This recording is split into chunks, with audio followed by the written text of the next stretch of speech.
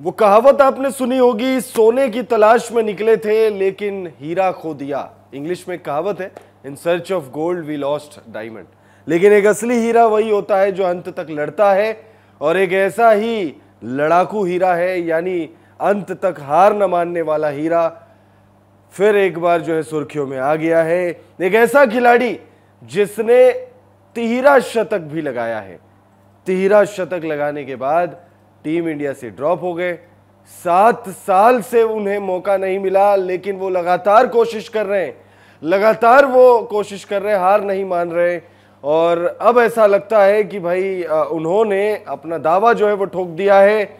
एक बार फिर से उनके नाम की चर्चा हो रही है और बताया जा रहा है कि भाई गौतम गंभीर हो सकता है बहुत जल्द बड़ा फैसला कर सकते हैं उनके करियर को लेकर। अब कौन है वो खिलाड़ी, कौन है वो हीरा जो भारत से शायद खो गया था, इस वीडियो में आपको पूरी जानकारी देंगे। वीडियो को आप एंड तक जरूर देखिएगा। वीडियो पसंद आए तो इसे लाइक भी जरूर कर लीजिएगा। दरअसल बीसीसीआई ने कुछ वक्त पहले यह चीज साफ कर दी है कि डोमेस्टिक क्रिकेट में, डोमेस्टिक सर्किट में जो प्लेयर अच्छा करेंगे वो प्लेयर टीम इंडिया में जगह के हकदार होंगे। और इसी कड़ी में तमाम जो प्लेयर्स हैं वो डोमेस्टिक क्रिकेट में शानदार परफॉर्मेंस करने की उम्मीद के साथ जो है मैदान पर कदम रख रहे हैं। अभी इन दिनों बूची बाबू टूर्नामेंट चल रही है, उसके बाद कुछ वक्त बाद जो है 5 सितंबर से दिलीप ट्रॉफी खेली जाएगी। लेकिन इन सब के आप इधर अगर देखेंगे तो महाराजा कप भी खेली जा रही है, महाराजा ट्रॉफी भी खेली जा रही है, जिसमें रॉकेट नायर नाम से मशहूर टीम इंडिया के खिलाड़ी करुण नायर, वो करुण नायर जिन्हें भारत का सबसे अनलकीएस्ट क्रिकेटर भी कहा जाता है, उस खिलाड़ी ने तहलका मचा दिया है, मैदान पर जलजला ला दिया है। और बल्ले की ऐसी आंधी आई है उनके बल्ले से कि अब शोर बीसीसीआई के दरवाजे तक, बीसीसीआई के बोर्ड रूम तक पहुंच गई है। और ऐसा कहा जा रहा है कि बीसीसीआई के जो आला अधिकारी है वो करुण नायर को लेकर एक बार फिर से विचार कर रहे हैं, और वो ये कह रहे हैं कि भाई हमसे बहुत बड़ी गलती हो गई थी, करुण नायर के साथ जो भी अन्याय हुए अब उसे सही करने का वक्त आ गया है। ऐसा लोग कह रहे हैं, सोशल मीडिया पर भी कह रहे हैं कि भाई उनको टीम इंडिया में मौका मिलना चाहिए। और लोग सोशल मीडिया पर यह तक लिख रहे हैं कि गौतम गंभीर हो सकता है बहुत जल्द उन पर कोई बड़ा फैसला कर सकते हैं, क्योंकि टीम इंडिया अभी बांग्लादेश के खिलाफ 2 मैचों की टेस्ट सीरीज खेलेगी।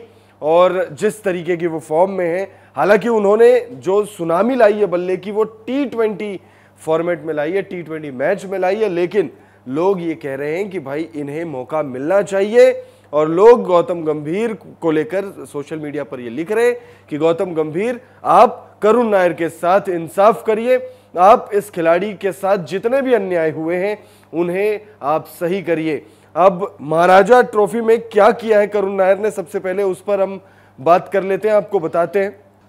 दरअसल महाराजा ट्रॉफी में 10वां मुकाबला खेला जा रहा था। मैसूर वॉरियर्स के कप्तान करुण नायर हैं और इस मुकाबले में 20 ओवर में मैसूर वॉरियर्स ने 226 रन बनाए 4 विकेट के नुकसान पर, और टीम के कप्तान करुण नायर ने 48 गेंदों में 124 रन नाबाद पारी खेली है, यानी आउट तक नहीं हुए। और 124 रन सिर्फ 48 गेंदों में उन्होंने बनाए।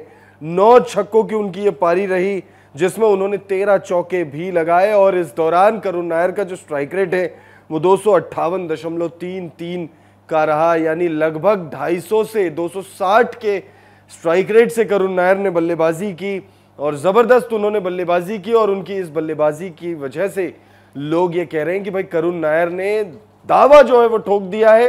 अब बीसीसीआई को इस पर फैसला करना है कि करुण नायर के साथ वो क्या करते हैं। 32 साल के करुण नायर को पिछले 7 सालों से टीम इंडिया में जगह नहीं मिली है।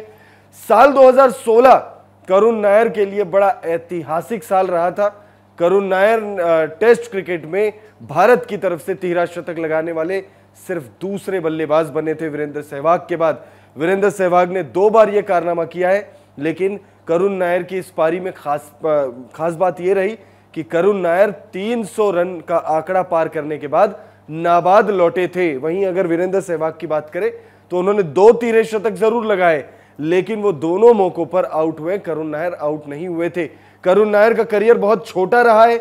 उन्होंने टीम इंडिया के लिए सिर्फ 6 टेस्ट मैच खेले हैं, लेकिन अपनी तीसरे ही टेस्ट मुकाबले में चेन्नई के मैदान पर इंग्लैंड के खिलाफ उन्होंने वो ऐतिहासिक पारी खेली थी, जिसको देखने के बाद और जो कुछ भी हुआ है करुण नायर के साथ उस एक पारी के बाद, लोग ये कहते हैं कि भाई करुण नायर भारत के सबसे अनलकीएस्ट प्लेयर हैं, क्योंकि 13 शतक लगाने के सिर्फ 3 मैचों के बाद वो ड्रॉप होते हैं, और ड्रॉप ऐसे होते हैं कि फिर उसके बाद उनको मौका ही नहीं मिलता है। लगातार करुण नायर प्रयासरत हैं, डोमेस्टिक सर्किट में अच्छा कर रहे हैं।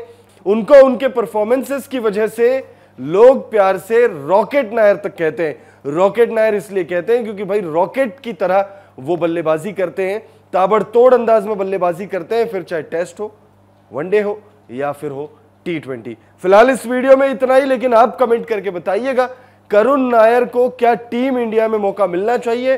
क्या आपको लगता है कि करुण नायर के साथ जो भी नाइंसाफी हुई है या जो कुछ भी हुआ है उसको सही करने का वक्त अब गौतम गंभीर के पास आ गया है?